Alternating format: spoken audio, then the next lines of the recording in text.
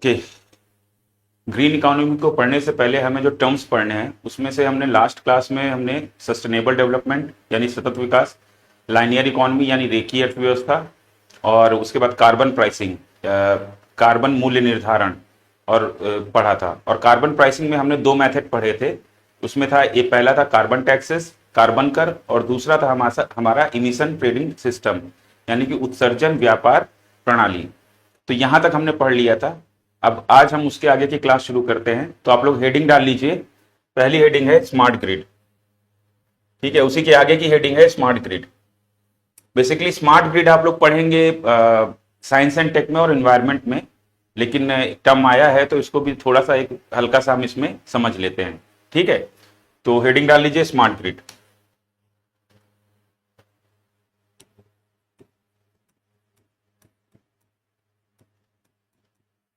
ठीक है, जस्ट हम एक इंट्रो टाइप का लेंगे इसका, क्योंकि ये हमारा इकोनॉमी का पार्ट नहीं है, ठीक है। तो हम एक इंट्रो टाइप का लेंगे और उसके बाद फिर हम आगे बढ़ जाएंगे। फिर स्मार्ट ग्रिड के बाद फिर हम वैल्यू एडिशन वगैरह ये सब पढ़ेंगे, ठीक है। तो स्मार्ट ग्रिड में लिख लीजिए, पहले लिख लेते हैं फिर चर्चा करते हैं, ठीक है। An electronic network that uses an electronic network that uses digital and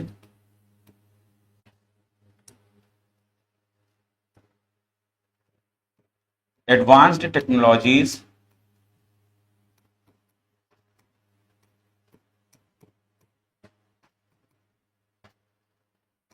to monitor and manage the flow of electricity।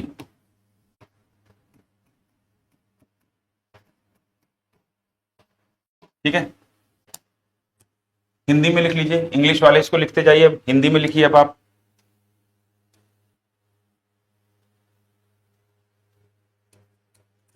एक इलेक्ट्रॉनिक नेटवर्क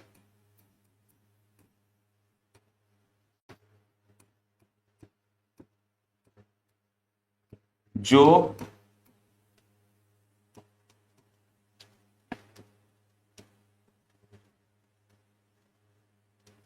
बिजली के प्रवाह की निगरानी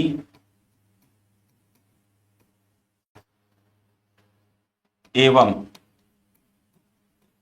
उसके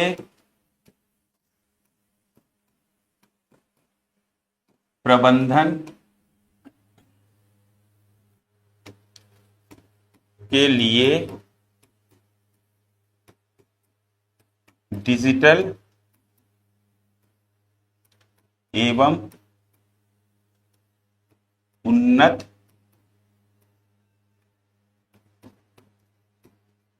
तकनीकों का प्रयोग करता है।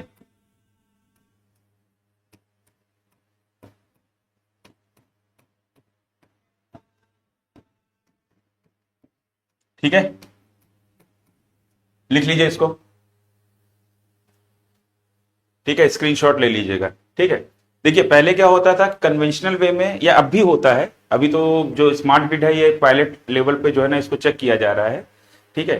पहले मतलब अभी जो होता है कि बिजली घर में बिजली बनती है और वहां से फिर उसको जो है ना लंबी दूरी तक, हजारों किलोमीटर तक वहां से सप्लाई किया जाता है। अब इसमें होता क्या है कि इसमें बिजली का नुकसान भी होता है, ठीक है। और दूसरा क्या है कि अगर लंबी दूरी के लिए एक सेंट्रलाइज वे में अगर हम केंद्रित वे में अगर हम बिजली की सप्लाई करेंगे, तो अगर कहीं पे बीच में फॉल्ट आ गई तो बहुत बड़ा इलाका जो है वो उसमें मतलब अंधेरे में आ जाएगा, ब्लैकआउट हो जाएगा, ठीक है। अब इसमें स्मार्ट ग्रिड में क्या करते हैं कि इसमें क्या है कि सेंट्रलाइज डिस्ट्रीब्यूशन नहीं होता है, एक मतलब केंद्रीकृत वितरण नहीं होता है बिजली का।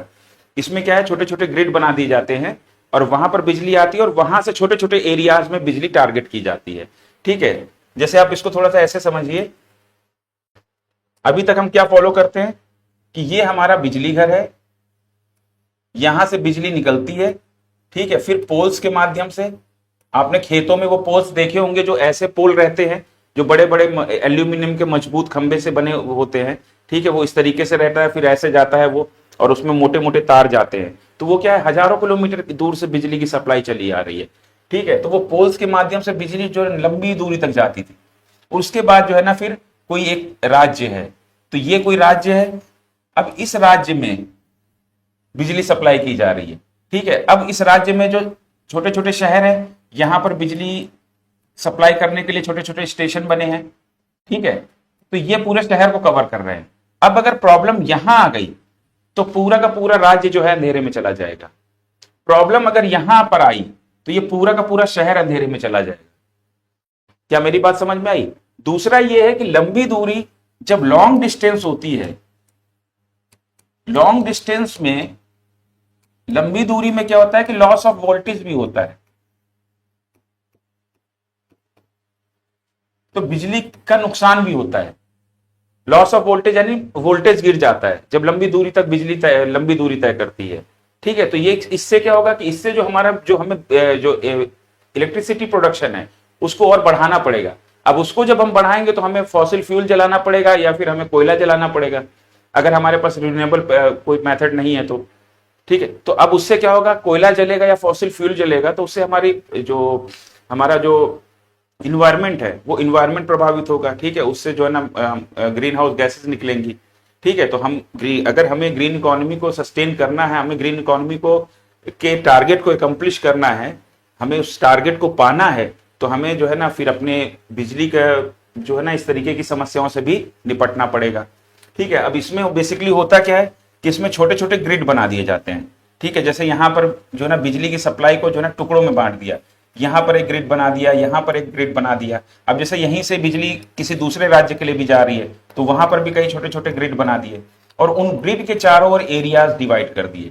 ठीक है, उन ग्रिड के चारों ओर एरियाज डिवाइड कर दिए। अब जैसे यहां पर जो शहर है, अब मान लेते हैं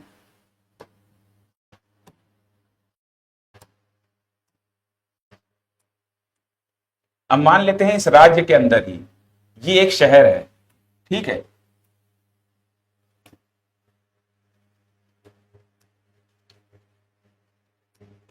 यही जो शहर है, ये शहर हम मान लेते हैं कि ये बड़ा शहर हो गया। ठीक है, इसको बड़े रूप में देख लेते हैं। अब इस शहर में क्या करेंगे कि हम इस शहर में केवल एक ही स्टेशन से बिजली सप्लाई नहीं करेंगे, हम इसको कई टुकड़ों में बांट देंगे। ठीक है, और वहां पर हम छोटे छोटे ग्रिड बना देंगे। इन ग्रिडों के माध्यम से जो है बिजली सप्लाई होगी। तो इससे क्या है कि बिजली की सप्लाई निरंतर चलती रहेगी। दूसरा इसमें क्या है कि टेक्नोलॉजी का इस्तेमाल किया गया है, बहुत सारे सेंसर्स का इस्तेमाल किया गया है, इसमें यह भी देखा जाता है स्मार्ट ग्रिड पैटर्न में कि आपका जो है स्मार्ट ग्रिड टेक्नोलॉजी में कि आपका जो कंजम्पशन पैटर्न क्या है, बिजली की खपत करने का आपका तरीका क्या है, आप किस समय ज्यादा बिजली खर्च कर रहे हैं, लोग किस समय ज्यादा बिजली खर्च कर रहे हैं, किस समय लोग कम बिजली खर्च कर रहे हैं। ठीक है, तो उसी हिसाब से सेंसर्स जो है ना इसको मैनेज भी करते रहते हैं कि कब वोल्टेज की ज्यादा जरूरत है, कब वोल्टेज की कम जरूरत है। जैसे रात में सबके सोने के बाद 12 बजे के बाद तो उस समय जो है ना वोल्टेज की उतनी जरूरत नहीं है, तो उसी हिसाब से सेंसर्स उसको मैनेज कर लेंगे।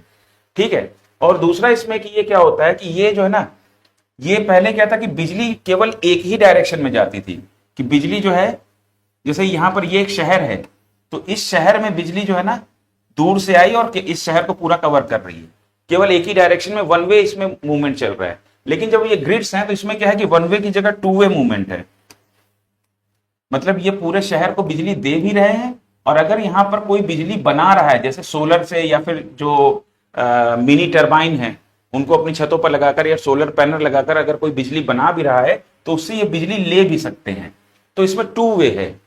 ठीक है, तो ये सारी चीजें आप साइंस एंड टेक में समझ लेंगे। ठीक है, या फिर इसका कोई अच्छा सा लेक्चर देख लीजिएगा। तो ये यहां पर आप ये समझिए कि बिजली सप्लाई का एक ऐसा नेटवर्क है जो डिसेंट्रलाइज है। पहले जो नेटवर्क था वो सेंट्रलाइज नेटवर्क था। सेंट्रलाइज नेटवर्क में अगर किसी भी बिंदु पर किसी भी पॉइंट पर अगर प्रॉब्लम आई तो बहुत बड़ा एरिया उससे प्रभावित हो जाता था। दूसरा क्या है कि वोल्टेज वगैरह डाउन रहता है, ठीक है, फिर वोल्टेज डाउन हो जाता था। जब हम छोटे थे तो हमारे यहाँ मतलब कि तो मुझे याद है कि वो 100 वाट का बल्ब जो है ना वो भी बड़े धीमे धीमे जलता था, फैन अपनी फुल स्पीड पर नहीं चल पाता था, टीवी नहीं चलता था।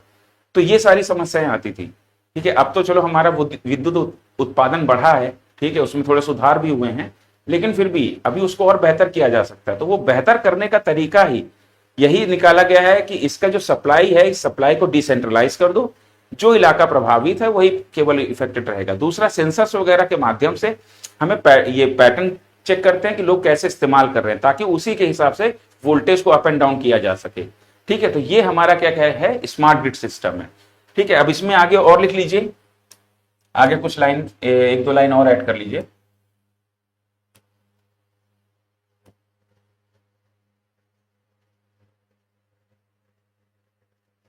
ठीक है,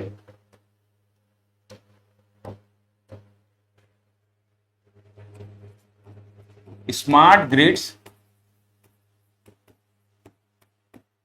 makes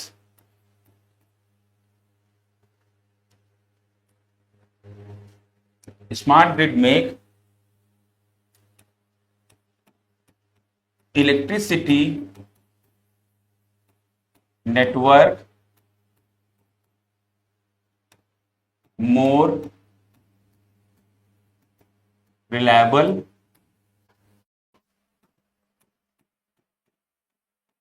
desirable, oh sorry, reliable, efficient, reliable, efficient and sustainable।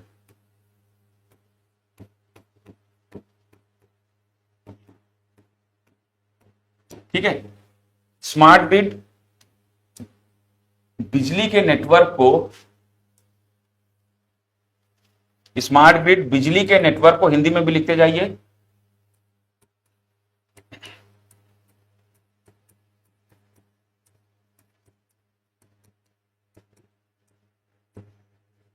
बिजली के नेटवर्क को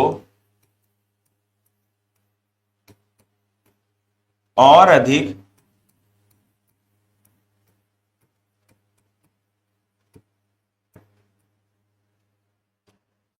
विश्वसनीय,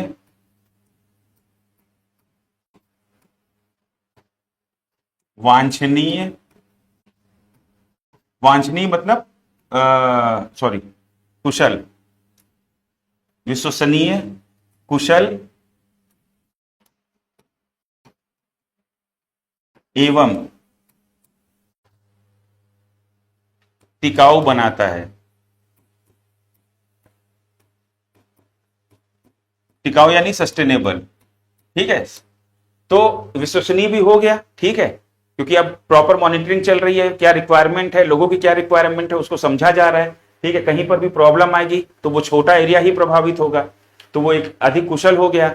और सस्टेनेबल है, कैसे है, टिकाऊ कैसे है, कि भाई अब जो है ना हमारा लॉस ऑफ वोल्टेज जो हो रहा था वो कम हो जाएगा, क्योंकि लंबी दूरी तक तारों के माध्यम से बिजली डायरेक्ट सप्लाई नहीं की जाएगी।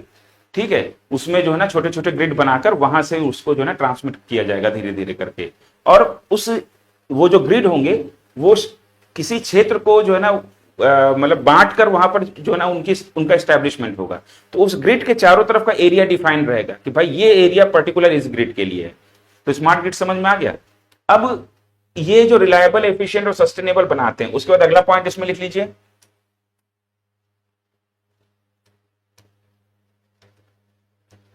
अगला पॉइंट है smart grid promotes production of electricity through renewable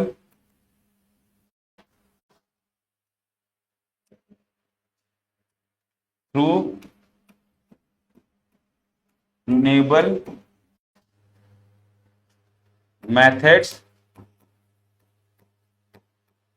at local level। मैंने आपको बताया ना कि स्मार्ट ग्रिड में क्या है कि पहले जो हमारा अभी जो है, सॉरी पहले नहीं, अभी भी जो चल रहा है, लेकिन फ्यूचर में क्या होगा कि जब स्मार्ट ग्रिड स्टैब्लिश हो जाएंगे तो हमारा इलेक्ट्रिसिटी सप्लाई का टू वे हो जाएगा, ठीक है। लेकिन अभी जो हम क्या है कि हमारा वन वे है, जो हमारा जो सप्लाई घर है, सप्लाई घर से डायरेक्ट जो है ना बिजली आपके घर पे आती है, लेकिन अगर आप प्रोडक्शन कर रहे हैं तो आप उस बिजली को वापस उनको बेच नहीं सकते या उसको वापस नहीं दे सकते हैं, ठीक है। लेकिन जब स्मार्ट ग्रिड स्टैब्लिश हो जाएंगे तो ये टू वे हो जाएगा, ठीक है। तो इससे क्या है कि लोग भी चाहेंगे कि भाई वो उनका जो बिजली का खर्च है वो बचे और वो उससे जो है ना कुछ आमदनी भी कर सकें। तो इसमें क्या है, रिन्यूएबल मेथड क्या क्या हो सकते हैं कि जैसे आपका सोलर एनर्जी, सौर ऊर्जा, विंड एनर्जी, छोटे टरबाइन लगा के लोग छतों पर उससे भी बिजली का निर्माण कर सकते हैं। बायोगैस का इस्तेमाल करके बिजली का निर्माण कर सकते हैं। अब बायोगैस कैसे बनती है तो वो आप एनवायरमेंट में पढ़ेंगे कि भाई जो गोबर होता है जानवरों का, और उसको जो है ना गाँव में हम एक जगह इकट्ठा करते रहते हैं, उसको हम खाद के रूप में इस्तेमाल करते हैं। लेकिन उसी गोबर का या फिर जो हमारा जो वेस्ट होता है, जो हमारा फूड, जो हमारा अनाज वगैरह का, जिसको जैसे गन्ने का, तो इनका जो वेस्ट वगैरह है, तो इन सबको एक जगह घोल बनाकर और उसको एयर टाइट ढक दिया जाता है। तो एयर टाइट ढक दिया जाएगा तो उसके अंदर कुछ दिनों में रासायनिक और जैविक क्रियाएं होने लगेंगी और उससे गैस बनेगी।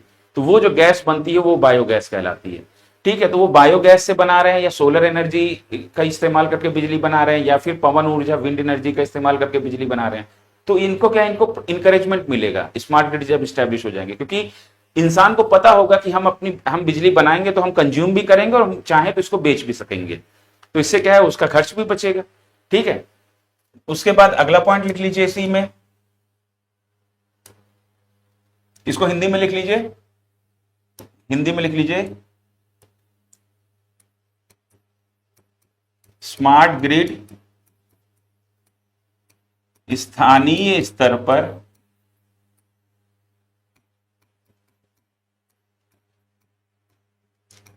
नवीकरणीय माध्यमों से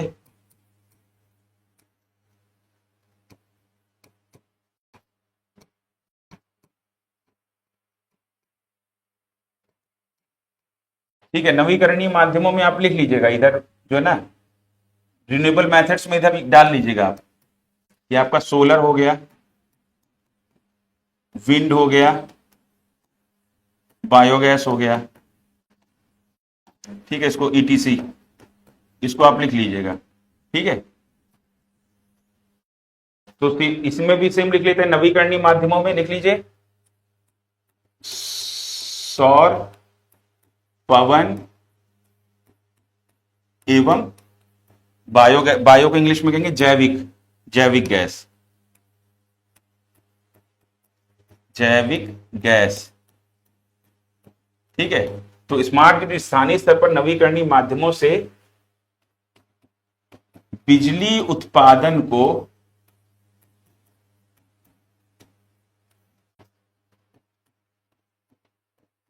प्रोत्साहित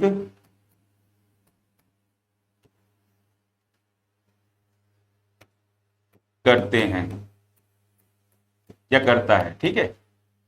बात समझा गई, लिख लीजिए स्मार्ट ग्रिड स्थानीय स्तर पर नवीकरणीय माध्यमों से सौर, पवन, जैविक, ठीक है, और बिजली उत्पादन को प्रोत्साहित करता है।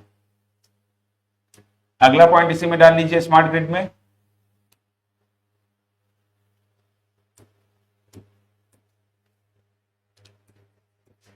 Smart grid reduces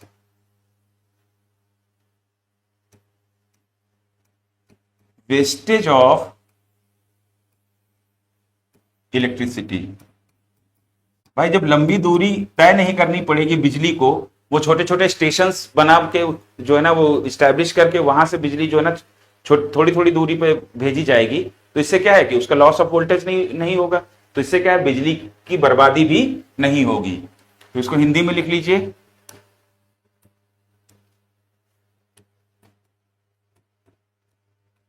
smart grid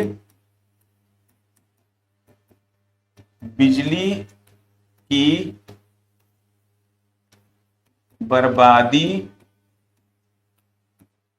को रोकते हैं, ठीक है। तो ये सारे पॉइंट आपके हो गए स्मार्ट ग्रिड में।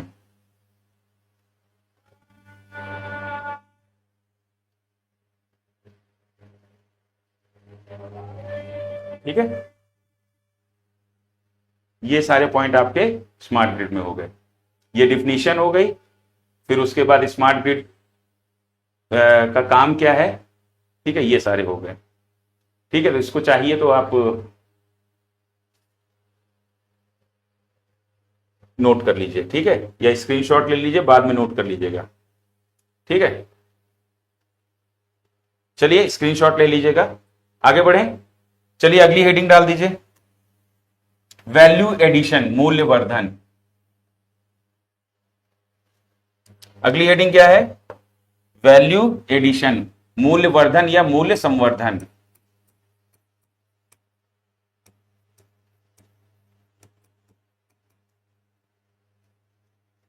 ठीक है, मूल्य वर्धन या मूल्य संवर्धन भी लिख सकते हैं।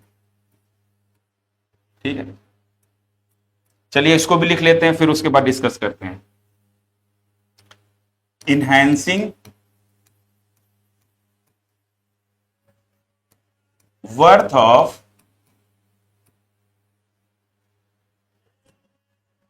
Any product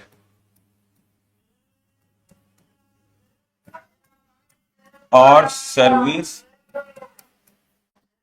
enhancing worth of any product or service by modifying it,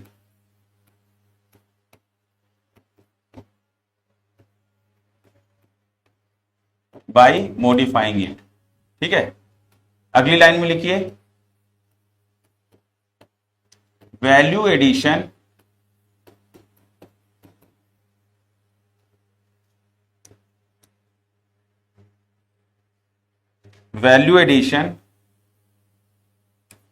increases utility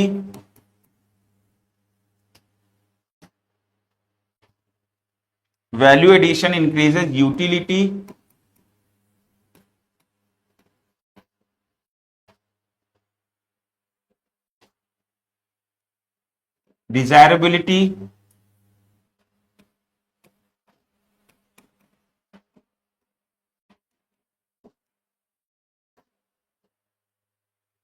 and benefit of the product or service for the customer।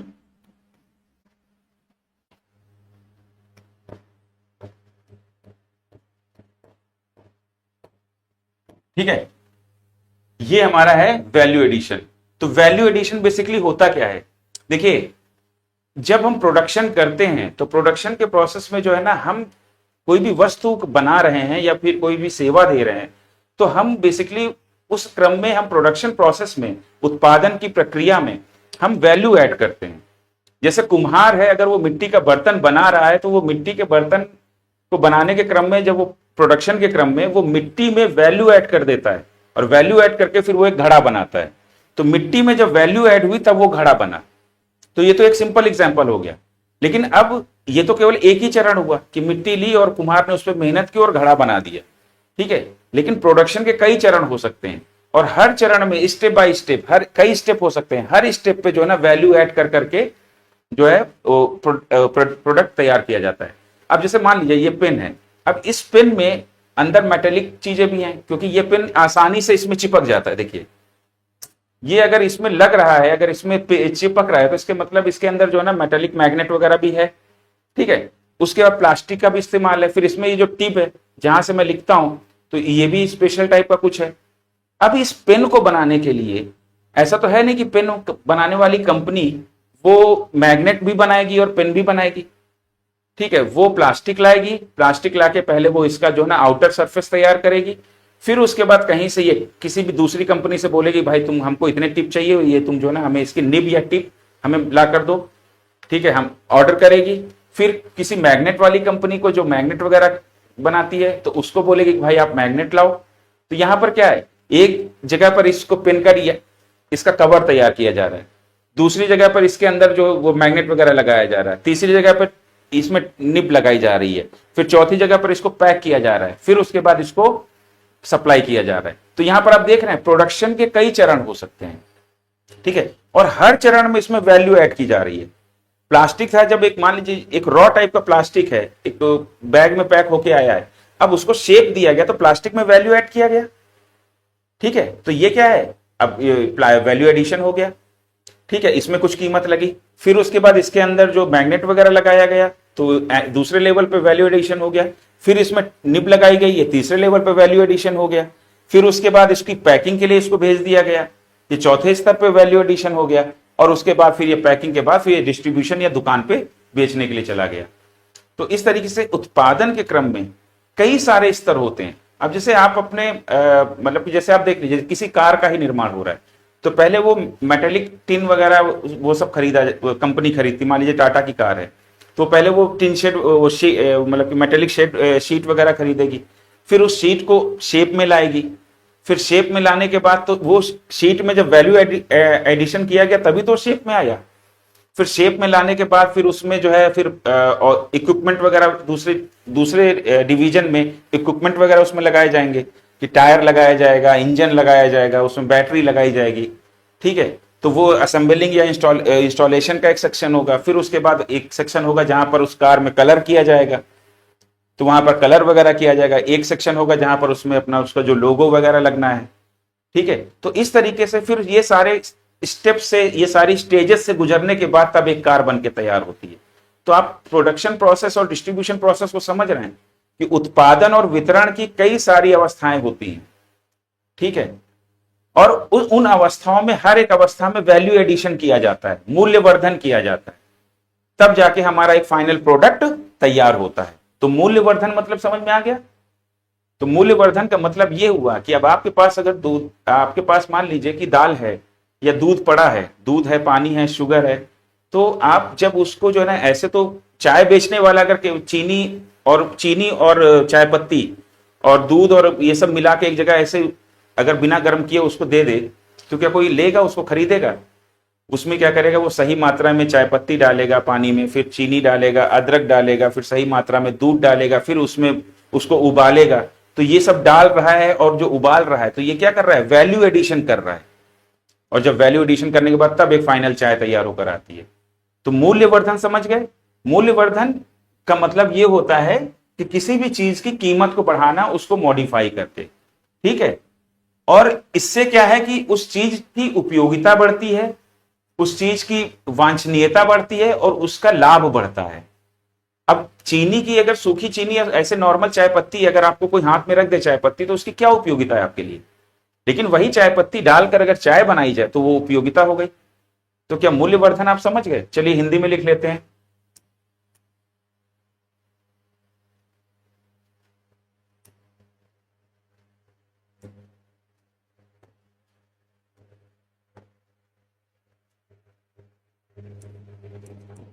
किसी उत्पाद अथवा सेवा में संशोधन करके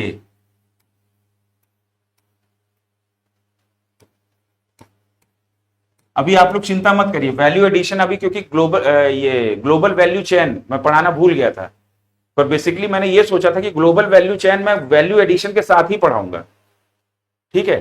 तो वैल्यू एडिशन के बाद हम ग्लोबल वैल्यू चेन, ये जिसको हम कहते हैं कि वैश्विक मूल्य श्रृंखला, तो हम पढ़ेंगे तो अभी आपको वैल्यू एडिशन और अच्छे समझ में आ जाएगा कि उत्पादन के कई चरण होते हैं, डिस्ट्रीब्यूशन के कई चरण होते हैं, और हर एक चरण में वैल्यू थोड़ी थोड़ी ऐड की जाती, तब जाके एक फाइनल प्रोडक्ट बनके तैयार होता है। क्या मेरी बात समझ में आ गई? तो अभी आप लिख लो, अगर आपको कम समझ में आया है परेशान मत होइए, अभी आपको पूरा समझ में आ जाएगा। किसी उत्पाद अथवा सेवा में संशोधन करके उसके मूल्य में वृद्धि, मूल्यवर्धन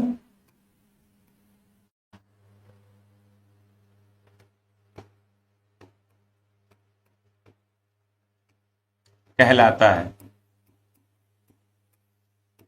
ठीक है। आगे लिखिए, मूल्यवर्धन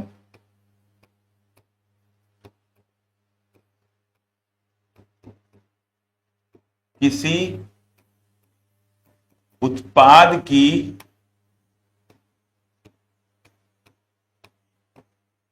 उपयोगिता, वांछनीयता एवं लाभ में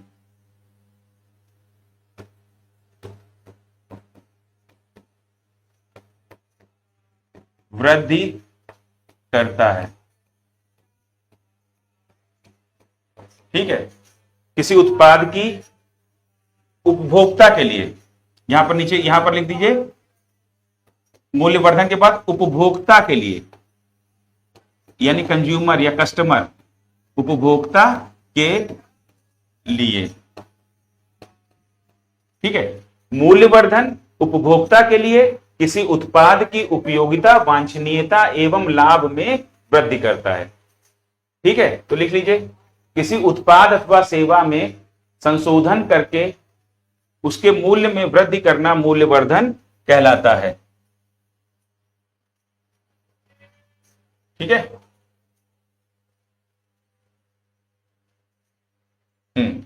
अब चाहो तो आप लोग इसको स्क्रीनशॉट ले लो। ठीक है, आई होप कि आप लोगों ने लिख लिया होगा, वरना स्क्रीनशॉट ले लीजिएगा। ठीक है, अब मूल्यवर्धन समझ में आया। अब मैंने आपको बताया कि उत्पादन और वितरण के कई चरण होते हैं और हर एक चरण में थोड़ा थोड़ा मूल्यवर्धन किया जाता है, वैल्यू एडिशन किया जाता है, तब जाके हमारा एक फाइनल प्रोडक्ट बनता है। ठीक है, तो अब हमें जो है ना पढ़ना है इसके आगे। नेक्स्ट जो हमें हेडिंग डालनी होगी, नेक्स्ट हेडिंग डाल लीजिए, नेक्स्ट हेडिंग डालिए। अभी वैल्यू एडिशन के साथ ही ये जुड़ा हुआ है। ठीक है, तो नेक्स्ट हेडिंग आप डाल लीजिए, उसी के नीचे ग्लोबल वैल्यू चेन। ठीक है, वैश्विक मूल्य श्रृंखला।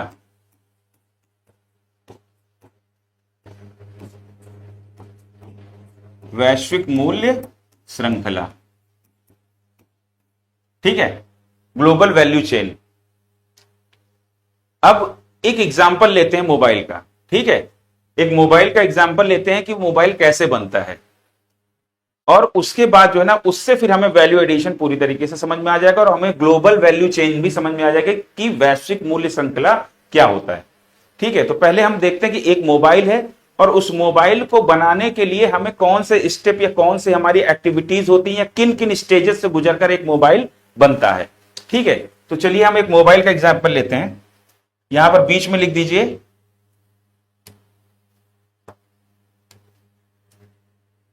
मोबाइल। ठीक है, कोई भी कंपनी का नाम डाल दीजिएगा, सैमसंग या आईफोन आप लोगों को पसंद है तो आईफोन लिख दीजिएगा। तो मोबाइल का उत्पादन करना है हमें।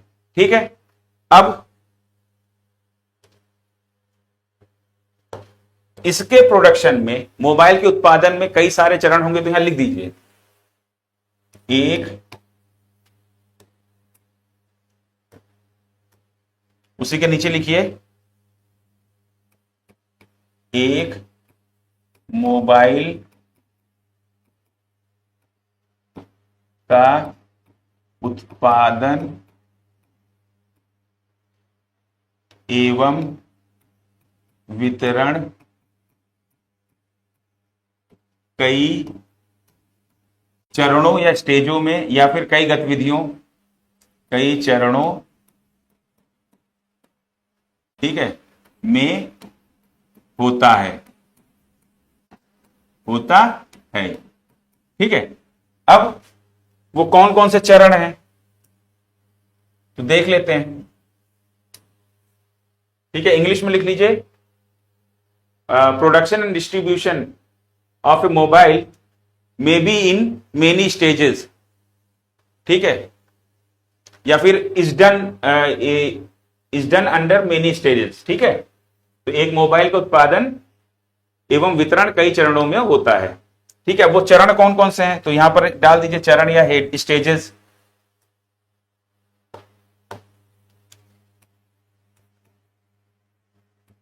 स्टेजेस या चरण। ठीक है, कभी आपसे ये नहीं पूछा जाएगा कि ग्लोबल वैल्यू चेन की डिफिनीशन। ठीक है, सिर्फ आपके पास एक अंडरस्टैंडिंग होनी चाहिए कि वैश्विक मूल्य श्रृंखला क्या है, मूल्यवर्धन क्या है। मूल्यवर्धन स्टेप बाय स्टेप चीजों की में जो है ना मॉडिफिकेशन करते गए तब हमारा एक फाइनल प्रोडक्ट बनके तैयार हुआ। ठीक है, अब ये जो स्टेप हैं, जितना जटिल प्रोडक्ट होगा उसमें उतने ही ज्यादा स्टेप होंगे उसके प्रोडक्शन में। जैसे कुम्हार का घड़ा है, उसको बनाने वो इतना जटिल नहीं है, तो उसको बनाने के लिए इतने ज्यादा स्टेजेस नहीं है। भाई कुम्हार मिट्टी लाया, मिट्टी लाके उसने चाक पे डाला, उसको गूंथ कर, और उसके बाद उसने घुमाकर उसको घड़े का आकार दिया। ये पहली स्टेज हो गई। दूसरी स्टेज में वो सुखाया गया, और उसका तीसरी स्टेज में उसको पका दिया गया। चौथी स्टेज में वो देखिए, इसमें भी 4 स्टेजेस आ गई। मैं सोच रहा था कि एक ही 2 स्टेज में पूरा हो जाएगा, लेकिन बढ़ते बढ़ते हम 4 स्टेज पे आ गए। कुम्हार मिट्टी लाया, चाक पे डाल के उसको एक घड़े का शेप दिया, पहली स्टेज हो गई। दूसरी स्टेज में उसे सुखाया, तीसरी स्टेज में उसे पकाया घड़े को, और चौथी स्टेज में फिर उसको बाजार में ले जाके बेचा। तो घड़ा भी 4 स्टेजेस में बन रहा है। तो सोचिए मोबाइल बनने के लिए कितनी स्टेजेस होंगी। ठीक है, तो उत्पादन जो है कई चरणों में होता है। अच्छा, एक चीज और समझिए, यहां तो कुम्हार है तो वो अपने घर के अंदर ही या घर के बाहर आंगन में ही सब कुछ कर रहा है, घर के बाहर मतलब कि जो इलाका पड़ा है। लेकिन जब आप वैश्विक स्तर पर जो बड़ी बड़ी कंपनीज हैं, तो वो अपने हितों को के हिसाब से जो है ना, वो किसी भी प्रोडक्ट के प्रोडक्शन में वो कई सारे देशों में उनके कारोबार फैले होते हैं कि किसी पर्टिकुलर देश में कोई कंपोनेंट बन रहा है, किसी पर्टिकुलर देश में कोई दूसरा कंपोनेंट बन रहा है, फिर वहां से लाकर फिर तीसरे किसी देश में उसको असेंबल किया जा रहा है। क्या मेरी बात समझे? और वो किस लिए करते हैं ये सब? क्योंकि भाई जैसे वो देखते हैं कि भाई यहाँ पर लेबर ज्यादा सस्ते हैं, तो वहां से जो है ना उन्होंने जो है ना मतलब कि कोई भी कंपोनेंट वहां से बनवाना शुरू कर दिया, या वहां असेंबलिंग करवाना शुरू कर दिया। एक जगह देखा कि भाई यहाँ पर स्पेशलिस्ट ज्यादा है, तो यहाँ पर जो है ना, अगर मान लीजिए मदरबोर्ड बनना है मोबाइल का, तो मोबाइल के मदरबोर्ड के लिए इस देश में जो है ना ज्यादा स्पेशलिस्ट कंपनीज हैं, तो उस देश की कंपनी को ऑर्डर दे देंगे कि भाई हमें इतने मदरबोर्ड इस स्पेसिफिकेशन के लिए चाहिए, इस स्पेसिफिकेशन के चाहिए। अब उसके बाद मान लीजिए कि कहीं पर जो है टेक्नोलॉजिकल डेवलपमेंट ज्यादा है, चिप्स वगैरह में, मतलब कि जो मोबाइल में चिप रहते हैं, तो वो चिप वगैरह वहां पर अच्छे बनते हैं, तो वो क्या कहेंगे कि उस पर्टिकुलर देश में किसी कंपनी को दे देंगे कि हमें इस स्पेसिफिकेशन के चिप चाहिए। डिजाइनिंग अगर है तो वो कंपनी क्या करेगी कि डिजाइनिंग के लिए किसी तीसरे चौथे देश में चली जाएगी कि भाई यहाँ के डिजाइन बड़े अच्छे होते हैं, तो मतलब बड़े रिलायबल हैं, तो यहाँ के डिजाइन, इस देश से वो डिजाइन ले लेगी। बात समझ रहे हैं? तो एमएनसीज हैं, तो उनके कारोबार मतलब कि उनका जो एक प्रोडक्ट है उसके लिए इक्विपमेंट कई सारी जगहों से आ रहे हैं। बात समझ रहे हैं? यही ग्लोबल वैल्यू चेन है। तो इसको आगे देखिए, इसको अच्छे से समझते हैं। तो स्टेजेस क्या क्या है? तो एक मोबाइल के प्रोडक्शन में एक स्टेज आपकी हो जाएगी डिजाइनिंग या डिजाइनिंग। ठीक है, दूसरी स्टेज क्या हो जाएगी? Manufacturing of components.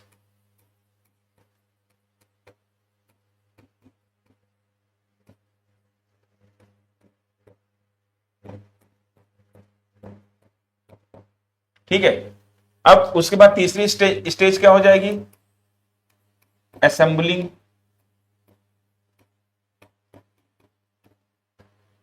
चौथी स्टेज क्या हो जाएगी?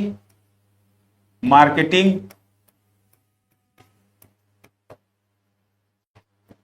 और पांचवी स्टेज क्या हो जाएगी?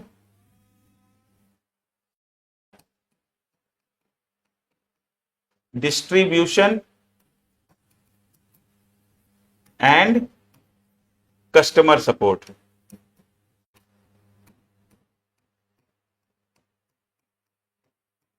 ठीक है, और भी स्टेजेस होंगी। तो किसी भी प्रोडक्ट बनने में मोटी मोटी ये सारी स्टेजेस होती है। अब अगर हम मोबाइल की बात कर रहे हैं तो मोबाइल के बनने में ये सारी स्टेजेस होंगी। ठीक है, अब डिजाइनिंग मान लीजिए,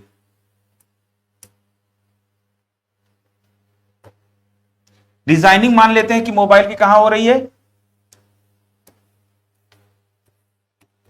अमेरिका की कंपनी है, तो मान लीजिए वो अमेरिका में ही हो रही है, या हो सकता है कि कोरिया की कंपनी हो या जापान की कंपनी हो। लेकिन अमेरिका की कंपनियां अच्छा डिजाइन करती हैं, तो वो जो जापान की कंपनी होगी, जो मेन कंपनी है, वो मेन कंपनी ऑर्डर कहां की कंपनी को देगी? अमेरिका की कंपनी को। तो बोलेगी भाई आप हमारे लिए डिजाइन तैयार कर दो, अमेरिका की कंपनी हो गई। अब मैन्युफैक्चरिंग ऑफ कंपोनेंट्स, अब इसमें भी जो कंपोनेंट्स हैं वो भी कई सारे होंगे। मदरबोर्ड हो गया,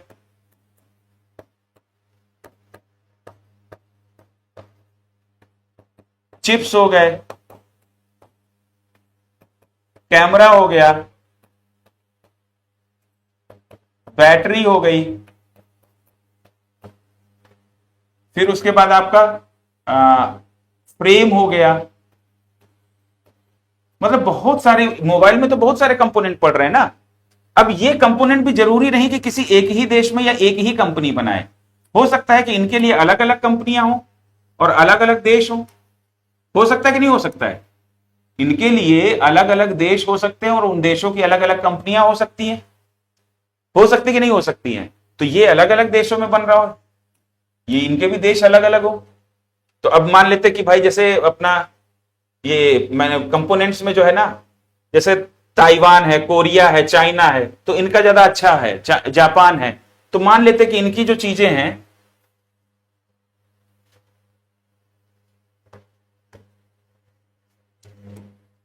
ये कहां से बन के आ रहे हैं? ताइवान या चाइना या कोरिया, ठीक है, यहां से बन के आ रहे हैं। अब उसके बाद ये दूसरा चरण हो गया। अब डिजाइन आ गया हमारे पास, कंपोनेंट आ गए। अब इसको असेंबल कहां किया जा रहा है? तो असेंबल बोला कि लेबर कहां का सस्ता है? बोला भारत का सस्ता है। या फिर बोला चाइना का ज्यादा सस्ता है, तो चाइना का लेबर भी फास्ट है, तो बोला चाइना में असेंबल करो। ठीक। अब मार्केटिंग के लिए तो बेचना कहां है? तो बेचना जिस देश में, उसी की कोई मार्केटिंग एजेंसी उठा लेंगे। इंडिया बहुत बड़ा बाजार है, तो बोला इंडिया की मार्केटिंग कंपनी रहेगी। ठीक है। अब डिस्ट्रीब्यूशन भी कहां करना है और कस्टमर सपोर्ट? तो इंडिया, तो इंडिया में ही अगर बेचना है तो इंडिया का ही कस्टमर सपोर्ट। ठीक है। तो यहां पर हम देखें अगर,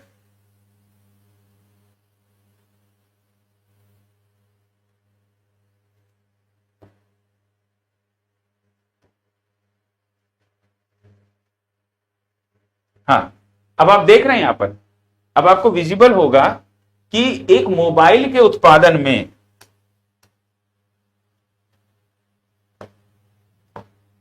एक मोबाइल के प्रोडक्शन को लेकर कई सारी स्टेजेस से गुजरना पड़ा। ठीक है। तो उत्पादन और वितरण के कई चरण हो सकते हैं, डिस्ट्रीब्यूशन के भी कई चरण है कि पहले जो है ना देश में जो है ना मोबाइल असेंबल हुआ, फिर उसके बाद जो है ना फिर किसी एक थोक विक्रेता के पास जाएंगे जो रीजनेबल लेवल पे होंगे, फिर वहां उनके पास जाएंगे, फिर उनसे रिटेलर्स खरीद के जाएंगे, तो उसके भी कई सारे स्टेप्स हैं। ठीक है। लेकिन वो तो एक रीजनल लेवल पे हो गया, भारत के अंदर ही हो गया। ठीक है। लेकिन क्या है कि हम ग्लोबल वैल्यू चेन की बात कर रहे हैं, वैश्विक मूल्य श्रृंखला की बात कर रहे हैं, तो वहां पर क्या विश्व के कई सारे देश केवल एक मोबाइल के प्रोडक्शन में इन्वॉल्व हैं। तो ये जो प्रोडक्शन एक्टिविटीज हैं, इन प्रोडक्शन एक्टिविटीज का इस तरीके से डिवाइड होना विश्व के कई देशों में, ये जो कॉन्सेप्ट है यही हमारा कहलाता है ग्लोबल वैल्यू चेन। यहां पर अमेरिका इन्वॉल्व है एक मोबाइल के प्रोडक्शन में, एक मोबाइल के प्रोडक्शन में या एक टाइप के मोबाइल के प्रोडक्शन में अमेरिका इन्वॉल्व है। फिर कंपोनेंट्स के प्रोडक्शन में ताइवान भी इन्वॉल्व है, चाइना भी इन्वॉल्व है, कोरिया भी इन्वॉल्व है। ठीक है। फिर उसके बाद उसकी असेंबलिंग में चाइना इन्वॉल्व हो गया, फिर मार्केटिंग इंडिया में हो रही है और कस्टमर सपोर्ट भी इंडिया से आ रहा है। तो यहां पर 4-5 कंट्रीज हैं जो एक मोबाइल के प्रोडक्शन में इन्वॉल्व है। अब यहां पर जैसे मान लीजिए मोबाइल को ही लेकर देखें, तो क्या हमारे भारत में मदरबोर्ड बन रहा है? नहीं बन रहा। चिप्स बन रहे हैं? नहीं बन रहे हैं। फिर कैमरा, ये भी हमारे मोबाइल के हिसाब से अच्छा नहीं बन रहा है। बैटरी के हिसाब से अच्छा हम कर रहे हैं? नहीं कर रहे हैं। हो सकता है फ्रेम बन रहा हो। ठीक है। तो ये सारी चीजें नहीं बन रही।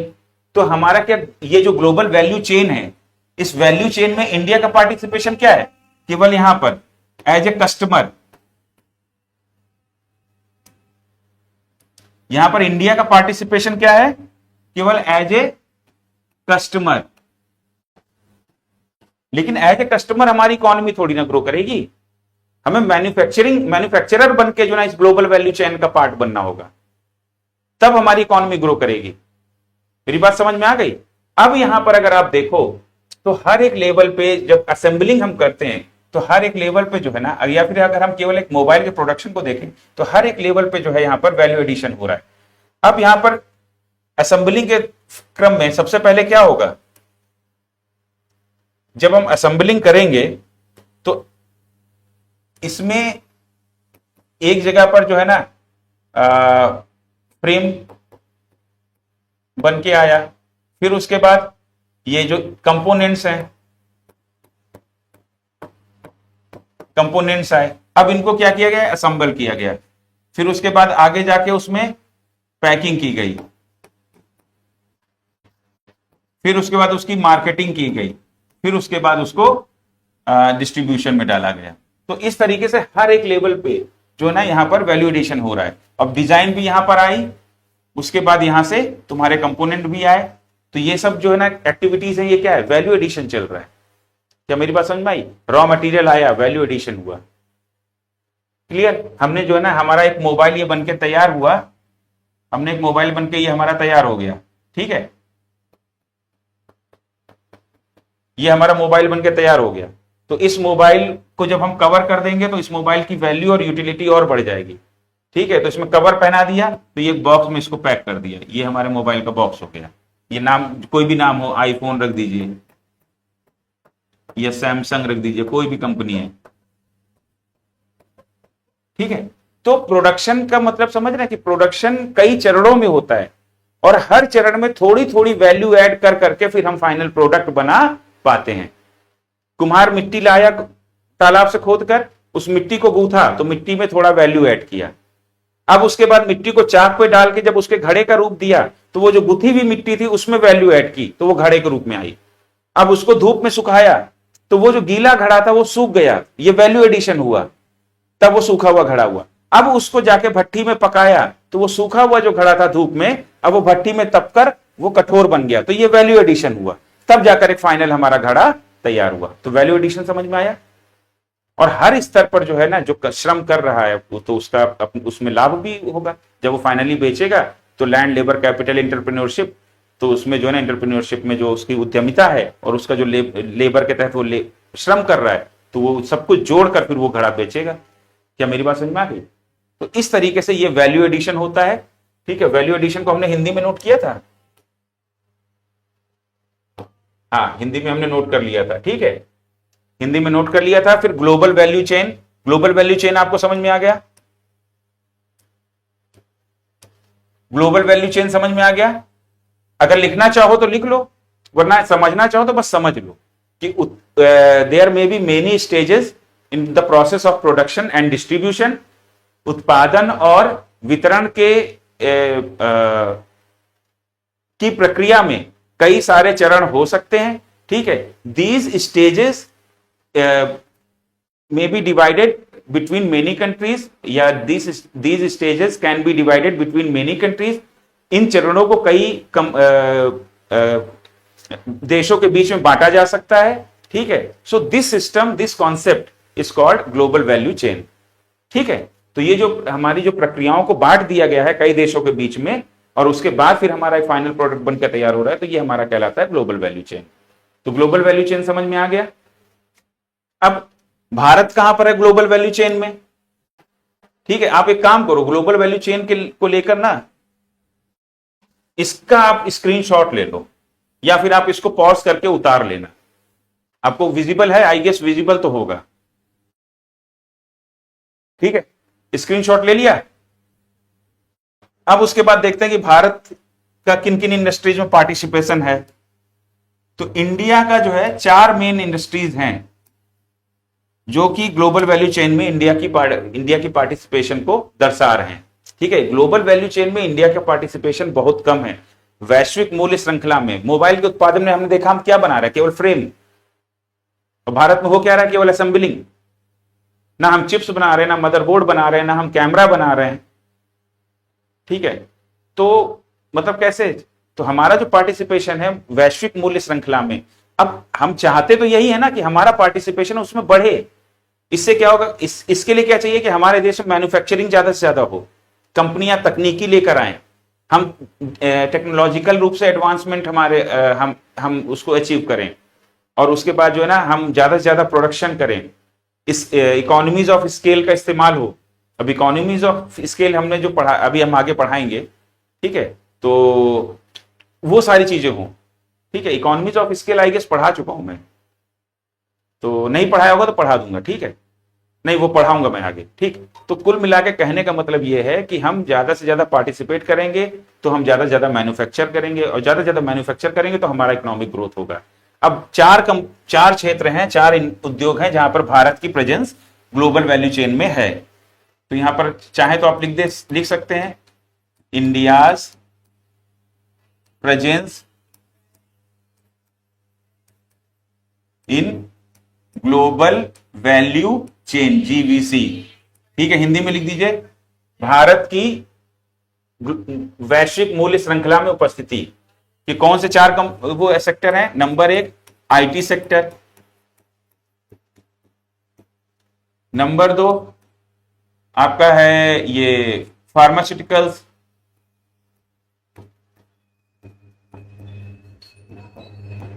ये जो आपके मेडिकल के इक्विपमेंट वगैरह होते हैं, ठीक है, और हमारा जेनेरिक दवाइयों में। फिर उसके बाद हमारा ये है दैट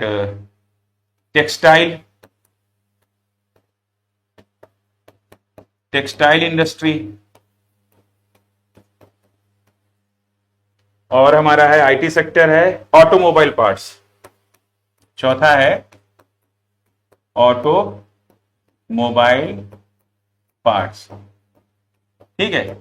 हिंदी में आप लिखेंगे आईटी सेक्टर सूचना एवं इंफॉर्मेशन टेक्नोलॉजी, सूचना एवं प्रौद्योगिकी क्षेत्र। फार्मास्यूटिकल्स को फार्मास्यूटिकल से लिख दीजिए, टेक्सटाइल उद्योग को लिख दीजिए कपड़ा उद्योग, ऑटोमोबाइल पार्ट्स को ऑटोमोबाइल पार्ट्स ही लिखेंगे, ठीक है। तो इस तरह हिंदी में भी आप लोग लिख लीजिए। बात समझ में आई? अब भारत ग्लोबल वैल्यू चेन का पार्ट क्यों नहीं बन पा रहा है? तो अभी मैं आगे आपको पढ़ाऊंगा make in India production linked incentive scheme, और तो मेक इन इंडिया भी पढ़ाऊंगा और प्रोडक्शन लिंक्ड इंसेंटिव स्कीम यानी कि उत्पादन आधारित प्रोत्साहन योजना। तो उत्पादन आधारित प्रोत्साहन योजना जब मैं पढ़ाऊंगा तो उसमें मैं आपको बताऊंगा कि हम ग्लोबल वैल्यू चेन में हमारा पार्टिसिपेशन इतना कम क्यों है। इतना कम इसलिए है क्योंकि हमारा जो है ना इंफ्रास्ट्रक्चर डेवलप नहीं है, हम तकनीकी रूप से डेवलप नहीं है, हमारे पास टेक्नोलॉजी नहीं है, ठीक है, हमारे पास स्किल मैन पावर नहीं है। तो हमारे पास जब स्किल्ड मैन पावर कुशल श्रमिक नहीं है, हम तकनीकी रूप से डेवलप नहीं है, हमारा इंफ्रास्ट्रक्चर डेवलप नहीं है। अब इंफ्रास्ट्रक्चर में रोड और रेलवे जो हमारा है उनका और भी अभी उनका निर्माण होना चाहिए, कनेक्टिविटी और बढ़ाने की जरूरत है, ठीक है। ऊपर से जो है ना जो हमारे जो जो ट्रेनें हैं तो वो ट्रेनें भी स्पेसिफिक चलाई जाएं, ठीक है, ट्रकों की संख्या बढ़ाई जाए, रोडों की हालत अच्छी की जाए, भ्रष्टाचार को कम किया जाए। तो ये सारी चीजें हैं, तब जो है ना हम धीरे धीरे करके आगे आने वाले दशकों में हम ग्लोबल वैल्यू चेन में अपनी प्रेजेंस को बढ़ा पाएंगे। और सबसे ज्यादा जरूरत तो हमें टेक्नोलॉजी और लॉजिस्टिक्स इंफ्रास्ट्रक्चर की है। मैन पावर को तो स्किल करने में 5-10 साल में मैन पावर को इस लायक ला सकते हैं, ठीक है, लेकिन इंफ्रास्ट्रक्चर बनाने में लंबा समय लगता है, ठीक है, और तकनीकी कोई देश देना नहीं चाहता। तो अभी पीएलआई में हम ये सारी चीजें पढ़ेंगे। तो भारत के ये 4 क्षेत्र हैं, ठीक है, जो जीवीसी में अपनी प्रेजेंस दिखा रहे हैं, ठीक है। और भारत को में इन कौन कौन से प्रोग्राम चल रहे हैं? तो मेक इन इंडिया, ठीक है, प्रोडक्शन लिंक्ड इंसेंटिव स्कीम, ठीक है, और उसके बाद स्टार्टअप इंडिया, ठीक है। तो ये सारे प्रोग्राम हैं जो हमें, अब मेक इन इंडिया क्या है कि भारत को एक मैन्युफैक्चरिंग हब बनाया जाए। मैन्युफैक्चरिंग हब बनेगा, हमारे यहाँ ज्यादा से ज्यादा मैन्युफैक्चरिंग होगी तो ज्यादा चांसेस है कि हमारी प्रेजेंस बढ़ेगी ग्लोबल वैल्यू चेन में, ठीक है। अब प्रोडक्शन लिंक्ड इंसेंटिव स्कीम, उत्पादन आधारित प्रोत्साहन योजना, ठीक है, हिंदी में उत्पादन आधारित प्रोत्साहन योजना, ठीक है, स्टार्टअप इंडिया। तो ये सारे प्रोग्राम जो हैं ये भारत सरकार ने चलाए हैं ताकि हमारे यहाँ ज्यादा से ज्यादा मैन्युफैक्चरिंग हो, लोग ज्यादा से ज्यादा जो है इंडस्ट्रियल एक्टिविटीज में पार्टिसिपेट करें, बाहर की कंपनियां आए, वो अपने साथ निवेश के साथ साथ तकनीकी टेक्नोलॉजी भी लेकर आए, ठीक है। तो इस तरीके से ताकि हमारा पार्टिसिपेशन उसमें बढ़े, ठीक है। तो वैल्यू एडिशन समझ में आ गया और आपको ये ग्लोबल वैल्यू चेन भी समझ में आ गई, ठीक है। और ऊपर हमने स्मार्ट ग्रिड पढ़ा है। तो स्मार्ट ग्रिड जो है ना, जितना एक ब्रीफ एक स्मॉल इंट्रोडक्शन जो आपको देना चाहिए था वो मैंने दे दिया। स्मार्ट ग्रिड क्या है कि डिसेंट्रलाइज पैटर्न है इलेक्ट्रिसिटी डिस्ट्रीब्यूशन का, मतलब विकेंद्रीकृत एक तरीका है बिजली सप्लाई करने का, बिजली को घरों तक पहुंचाने का। ठीक है, अब उसके बाद अगली हेडिंग डाल दीजिए।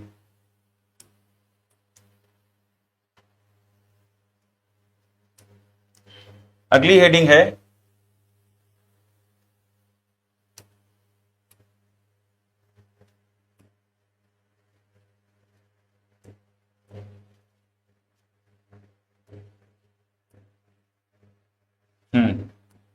इंक्रीमेंटल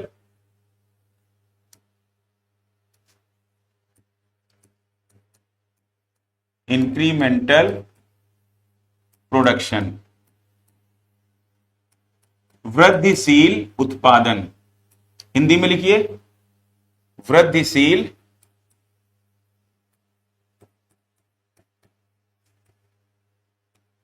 उत्पादन। ठीक है, अब वृद्धिशील उत्पादन क्या होता है पहले समझ लेते हैं। देखिए वृद्धिशील उत्पादन क्या है कि एक ये भी जो है ना एक तुलना करने का, या कितना हमारी प्रोडक्टिविटी बढ़ी या हमने उत्पादन कितना बढ़ाया है, इसको जांचने का एक तरीका है। ठीक है, और ये किसी भी रीजन से जांचा जा सकता है, चेक किया जा सकता है कि भाई किसी भी काम से कोई भी कमेटी मान लीजिए गठित की गई हमारे जो ना मैन्युफैक्चरिंग को लेकर, तो वो कुछ जांचना चाहती है, तो वो जो ना इस तरीके से जो ना किसी भी पर्टिकुलर ईयर को बेस ईयर मान लेगी और वहां से फिर वो चेक करेगी कि भाई हमारा बेस ईयर 4 साल पहले का ये था और यहां पर प्रोडक्शन इतना हुआ था और अभी प्रोडक्शन कितना बढ़ा है। तो ये जो बेस ईयर में हुए प्रोडक्शन से बढ़ा हुआ, जो प्रेजेंट ईयर में जो बढ़ा हुआ प्रोडक्शन है, यही हमारा इंक्रीमेंटल प्रोडक्शन कहलाता है। ठीक है, इंक्रीमेंटल प्रोडक्शन यानी कि वृद्धिशील उत्पादन। तो लिख लेते हैं इसको,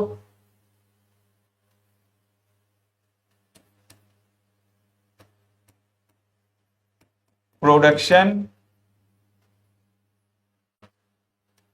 quantity increased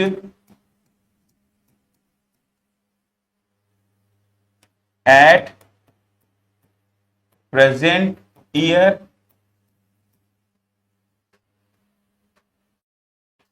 from production quantity of predefined base year. ठीक है, हिंदी में लिख लीजिए,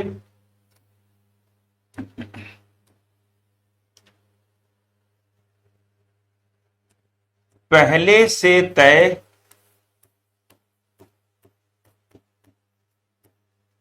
आधार वर्ष में हुए उत्पादन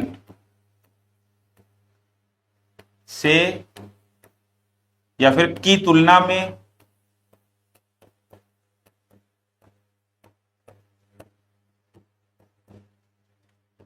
वर्तमान वर्ष में उत्पादन में होने वाली वृद्धि।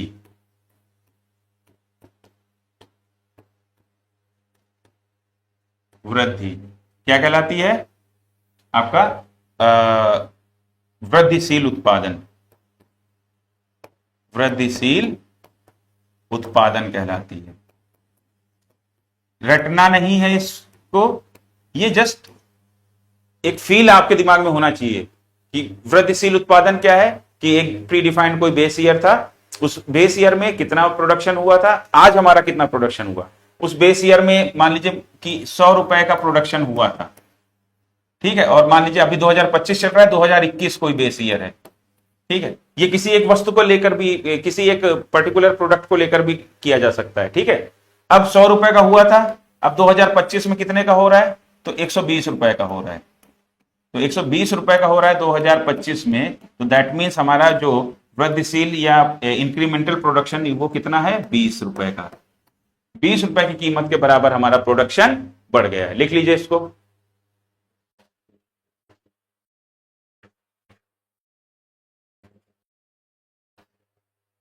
ठीक है, स्क्रीनशॉट या तो ले लीजिएगा। चलिए अब अगली हेडिंग डालते हैं। अगली हेडिंग है इकोनॉमीज ऑफ स्केल।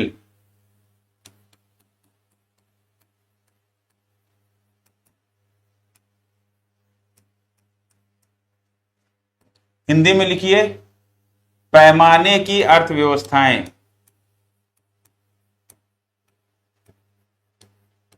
जिन बच्चों को मैंने नोट्स भेजा है तो उनको तो समझ में आ गया होगा, खासकर तनु और सोनाली को, क्योंकि मैंने उसमें एग्जाम्पल भी समोसे का दिया है ना। तनु और सोनाली तुम्हें समझ में आ गया होगा ना।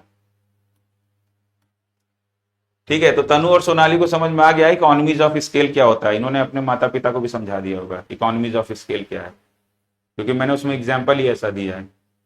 ठीक है, तो ये क्या होता है कि increase in the quantity of increase in the quantity, increase in the production quantity, यहां लिख दीजिए production.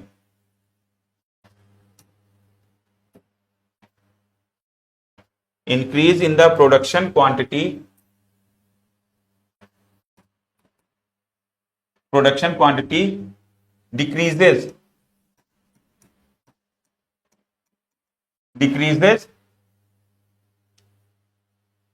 per unit cost of production। ठीक है, increase in the production quantity decreases per unit cost of production. ठीक है, हिंदी में लिख लीजिए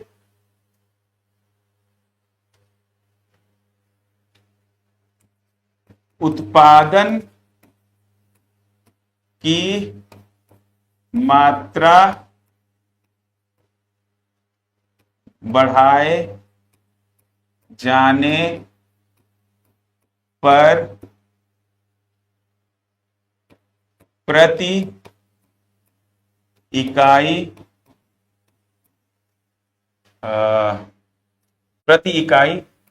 लागत कम हो जाती है।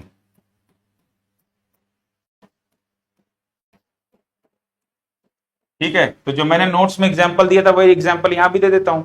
अब किसी एक व्यक्ति के लिए एक समोसा बने तो वो समोसा ज्यादा कॉस्टली पड़ेगा, उसका कॉस्ट ऑफ प्रोडक्शन ज्यादा होगा, क्योंकि उसमें लैंड, लेबर, कैपिटल, एंटरप्रेन्योरशिप चारों चीजें उसमें लगेंगी।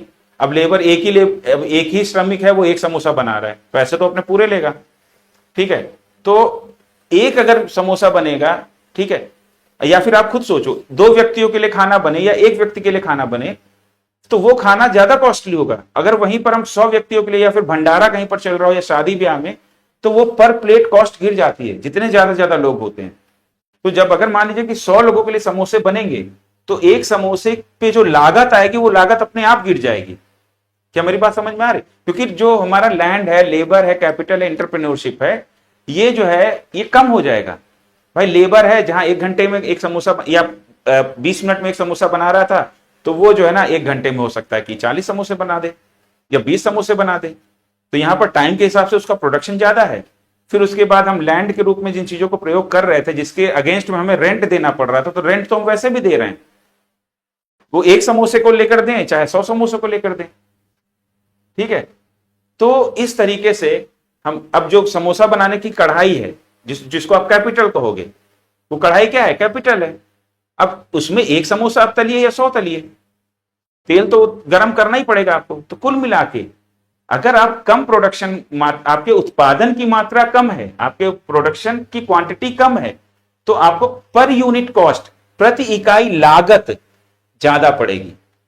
और अगर क्वांटिटी ज्यादा है तो जैसे जैसे क्वांटिटी बढ़ती जाएगी प्रति इकाई लागत गिरती जाएगी। तो इस इकोनॉमीज ऑफ स्केल समझ में आ गया? क्लियर? इसको ले लीजिए स्क्रीनशॉट। ठीक है, तो हमने अब आज क्या क्या पढ़ा है? हमने स्मार्ट ग्रिड पढ़ा, फिर उसके बाद हमने वैल्यू एडिशन पढ़ा यानी मूल्यवर्धन। मूल्यवर्धन के बाद ही हमने जो है ना GVA global GVC global value chain को पढ़ा, वैश्विक मूल्य श्रृंखला। हमने ये भी जाना कि प्रोडक्शन और डिस्ट्रीब्यूशन के कई सारे स्टेजेस होते हैं।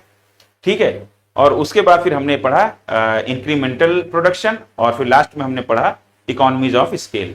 ठीक है, और इससे पहले वाली क्लास में हम पढ़ चुके थे हमारा सस्टेनेबल डेवलपमेंट, लाइनियर इकोनॉमी, और फिर उस लाइनियर इकोनॉमी और उसका कार्बन प्राइसिंग। कार्बन प्राइसिंग में हमने दो मेथड पढ़े थे, that carbon taxes and emission trade system, जिसको हम कैप एंड ट्रेड सिस्टम भी कहते हैं।